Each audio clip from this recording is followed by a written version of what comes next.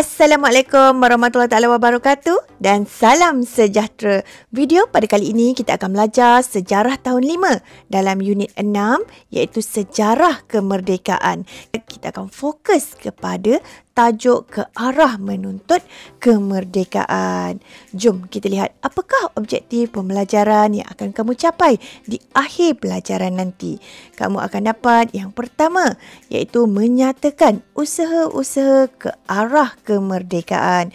Yang kedua, kamu akan dapat menerangkan detik-detik pengisytiharan kemerdekaan. Sebelum kita memulakan pelajaran pada hari ini, jom kita imbas kembali pejuang-pejuang kemerdekaan yang telah bersusah payah berusaha bersungguh-sungguh untuk mencapai kemerdekaan negara kita. Mereka-mereka ini ialah siapa? Murid-murid ingat lagi tak? Dalam pelajaran lepas kita telah kenali mereka dan telah pelajari siapakah mereka-mereka ini. Kita ada Tuanku Abdul Rahman, Tun Abdul Razak, Datuk On Jaafar, Tun Tan Cheng Lock, Tun Viti Sambatan dan yang lain-lain. Kamu boleh dapatkan video cikgu yang lepas untuk mengetahui siapakah pejuang-pejuang kemerdekaan ini. Sekarang mari kita lihat yang pertama ini iaitu garis masa proses mencapai kemerdekaan. Murid-murid tahu bagaimana proses mencapai kemerdekaan negara kita? Apa dia? Jom kita lihat. Ianya bermula pada tahun 1942 hingga 1945 di mana negara kita telah dijajah oleh pihak Jepun iaitu berlakunya pendudukan Jepun di tanah Melayu. Apabila Jepun telah menyerah kalah pada tahun 1945, British telah kembali ke tanah Melayu dan menjajah tanah Melayu dengan memperkenalkan ini dia iaitu Malayan Union pada tahun 1946 hingga 1948. Seterusnya, pada tahun 1948 murid-murid telah berlakunya ancaman komunis. Apabila Jepun datang ke negara kita, menjajah negara kita, dia telah membangkitkan semangat nasionalisme dalam kalangan rakyat di tanah Melayu pada masa tersebut. Jadi, muncullah parti-parti politik. Seterusnya, pada tahun 1955, telah diadakan pilihan raya Majlis Perundangan Persekutuan. Pada tahun 1956, berlakunya rundingan London dan akhirnya negara kita telah mencapai kemerdekaan pada tahun 1957. Ini merupakan garis masa proses mencapai kemerdekaan. Jom kita lihat satu persatu. Yang pertama ini adalah pendudukan Jepun iaitu pada bila? 1942 hingga 1945. Murid-murid dapat lihat dalam gambar rajah ini menunjukkan di mana tentera Jepun ini telah sampai dan menjajah tanah Melayu. Pendudukan Jepun ini telah menyebabkan banyak kesengsaraan dalam kalangan rakyat di tanah Melayu. Jadi kan, apakah yang dilakukan oleh pemimpin tempatan? Ini dia, pemimpin tempatan telah bangkit menggerakkan perjuangan untuk mendapatkan kemerdekaan tanah Melayu. Apabila Jepun telah menyerah kalah, British telah datang semula ke tanah Melayu dan menjajah tanah Melayu dengan memperkenalkan Malayan Union pada tahun 1946 hingga 1948. Apa itu Malayan Union, murid-murid? Murid-murid tahu? Jom kita lihat. Malayan Union ini sebenarnya adalah satu bentuk penjajahan baharu yang menghapuskan kuasa Raja-Raja Melayu dan hak istimewa orang Melayu. Sebab itulah orang-orang Melayu pada masa tersebut telah bangkit menentang Malayan Union ini. Orang Melayu yang dipimpin oleh siapa ni murid-murid? Murid-murid kenal? Ya, betul. mengajak murid-murid cikgu.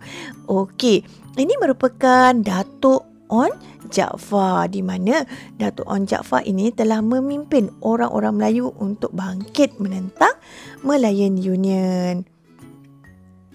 Jadi, apa kesannya murid-murid?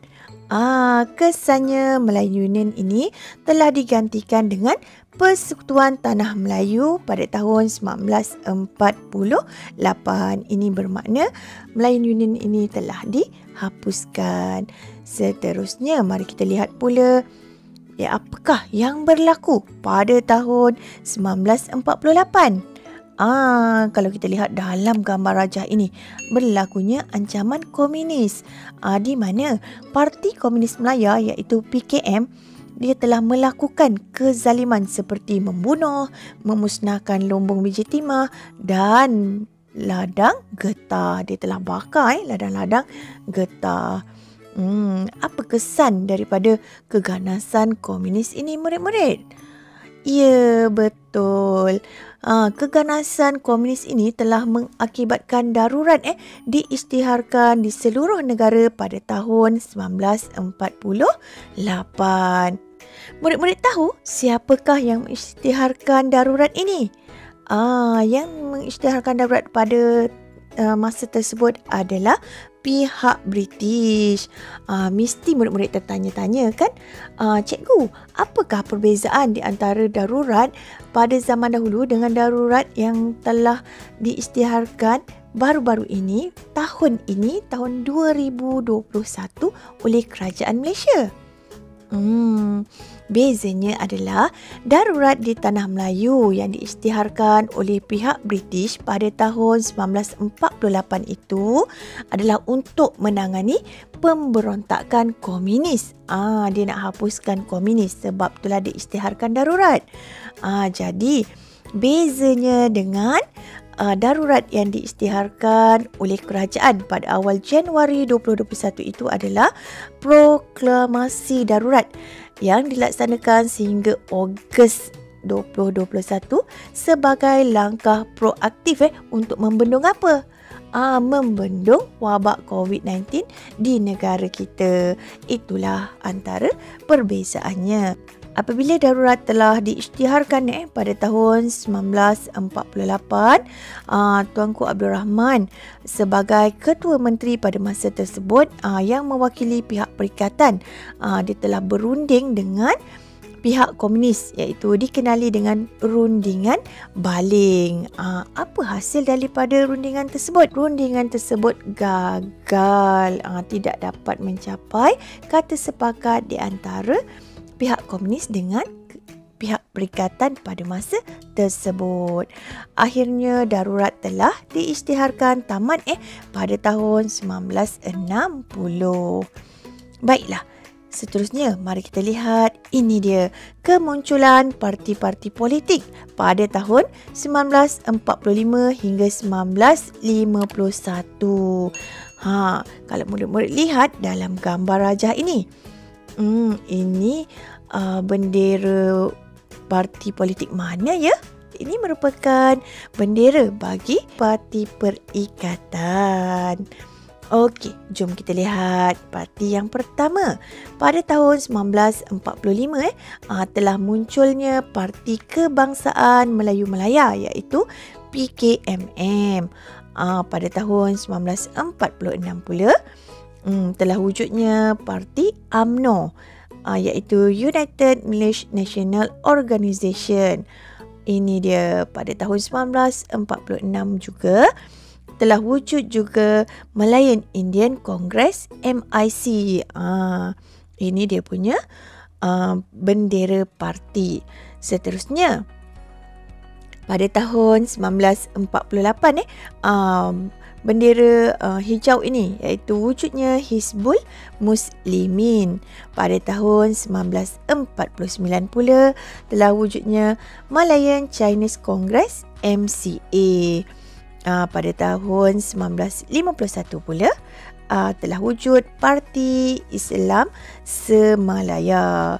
Untuk makluman murid-murid kalau kita lihat parti mana yang menyertai Parti Perikatan ni?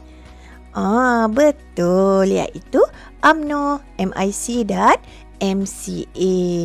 Sekarang kita lihat pula pilihan raya Majlis Perundangan Persekutuan, di mana parti perikatan yang dianggotai oleh UMNO, MCA dan MIC telah ditubuhkan. Apa tujuan dia? Tujuan dia adalah untuk menghadapi pilihan raya seperti dalam gambar raja ini. Dalam gambar raja ini menunjukkan proses pilihan raya yang berlaku.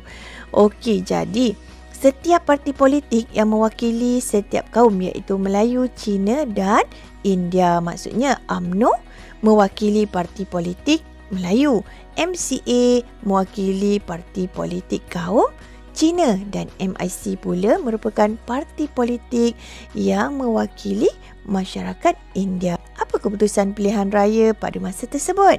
Perikatan telah menang dalam pilihan raya tersebut. Jadi, Ketua Menteri yang telah dilantik pada masa tersebut adalah Tunku Abdul Rahman. Apabila Tunku Abdul Rahman ini telah dilantik sebagai Ketua Menteri, pihak perikatan ini telah berunding dengan British untuk mendapatkan kemerdekaan bagi tanah Melayu. Baiklah murid-murid, sekarang mari kita lihat pula rundingan London pada tahun 1956. Rundingan London ini yang diwakili oleh wakil Raja-Raja Melayu dan wakil Parti Perikatan telah berangkat ke London. Apa tujuan dia? Tujuan dia adalah untuk berunding dengan British berkaitan dengan kemerdekaan. Siapakah wakil pihak British yang telah menjadi wakil untuk berunding dengan Tunku Abdul Rahman bagi memberi kemerdekaan kepada tanah Melayu? Ini dia murid-murid dapat lihat dalam rajah ini, iaitu beliau ialah Lord Allen Lennox Boyd. Seterusnya, murid-murid tahu tak siapakah ahli rombongan yang terlibat? Ini dia, iaitu 4 orang wakil Raja-Raja Melayu dan 4 orang wakil perikatan. Di mana ini dia antara 4 orang wakil Raja-Raja Melayu, iaitu Datuk Abdul Wahab Toh Muda Abdul Aziz, yang dikenali dengan Datuk Panglima Bukit Gantang. Dekat mana ni murid-murid Bukit Gantang ni? Kita dah kenal beliau ini dalam video yang lepas, iaitu dari negeri Perak. Yang kedua, Abdul Aziz bin Abdul Majid. Yang ketiga, Datuk Muhammad Said. Yang keempat, Datuk Ni Ahmad Kamil. Siapakah 4 orang wakil perikatan murid-murid? 4 orang wakil perikatan pula adalah Tunku Abdul Rahman, Datuk Abdul Razak, Dr. Ismail dan Kolonel H.S. Lee. Apakah hasil rundingan tersebut? Ya, betul. Termeterailah perjanjian kemerdekaan Persekutuan Tanah Melayu yang dikenali sebagai Perjanjian London. Apa dia murid-murid? Ya, betul. Perjanjian London. Seterusnya, perjanjian ini telah memutuskan tarikh keramat, iaitu 31 Ogos 1957 sebagai tarikh kemerdekaan bagi Persekutuan Tanah Melayu. Sekarang kita akan lihat pula pengumuman kemerdekaan, di mana pada 16 Februari 1956 rombongan kemerdekaan ini telah kembali ke Tanah Melayu. Nampak tak? Tunku Abdul Rahman melambai ke arah rakyat di lapangan terbang. Okey, seterusnya pada 20 Februari 1956 rombongan kemerdekaan ini telah tiba di lapangan terbang Batu Berendam, Melaka. Tunku Abdul Rahman telah mengumumkan Tanah Melayu akan mencapai kemerdekaan pada 31 Ogos 1957. Nampak tak meriahnya rombongan kemerdekaan ini disambut oleh rakyat Tanah Melayu. Baiklah, mari kita lihat pula detik-detik kemerdekaan negara kita pada 30 Ogos 1957. Murid-murid tahu tak pada pukul 6.30 petang di Bandar Hilir, Melaka. Bendera Union Jack ini telah diturunkan. Ianya sebagai simbolik simbolik ataupun sebagai tanda yang menandakan berakhirnya penjajahan British di tanah Melayu. Pada tarikh yang sama, 30 Ogos 1957, tepat jam 12 malam di Kuala Lumpur, bendera Union Jack telah diturunkan. Selepas itu, bendera Persekutuan Tanah Melayu dinaikkan tepat jam 12.01 malam. Ini bermakna Tanah Melayu telah merdeka pada 31 Ogos 1957. Seterusnya, kita lihat pula pemasyuran kemerdekaan, iaitu upacara pengisytiharan kemerdekaan Tanah Melayu ini telah disempurnakan oleh Tunku Abdul Rahman pada 31 Ogos 1957. Di mana ya murid-murid? Di Stadium Merdeka Kuala Lumpur.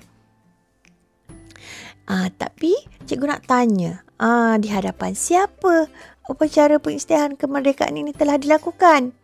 Ya, betul, di hadapan seluruh rakyat Tanah Melayu dan Raja-Raja Melayu serta perwakilan daripada 30 buah negara Commonwealth. Apa itu Commonwealth, murid-murid? Commonwealth merupakan negara-negara yang pernah dijajah oleh British. Seterusnya, Tuanku Abdul Rahman telah melaungkan pada upacara pengisytiharan tersebut telah melaungkan merdeka sebanyak berapa kali? 7 kali 7 kali laungan kemerdekaan. Dalam masa yang sama, bendera Persekutuan Tanah Melayu telah dinaikkan dengan diiringi lagu kebangsaan iaitu Negaraku. Baiklah murid-murid, sampai di sini saja video kita pada kali ini. Sehingga kita berjumpa lagi dalam video yang seterusnya.